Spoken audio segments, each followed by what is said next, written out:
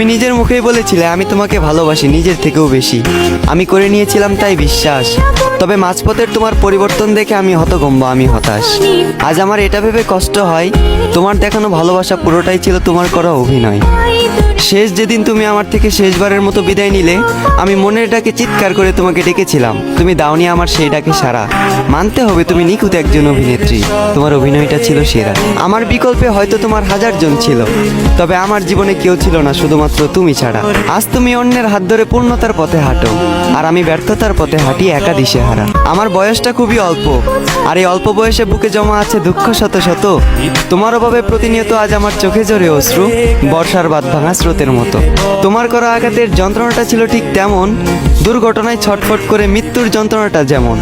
ভাগ্যিস পুনর্জন্ম বলতে কিছু হয় না, যদি পুনর্জন্ম বলতে কিছু হতো তাহলে আমি সেজন্মে তোমার পিছু নিতাম।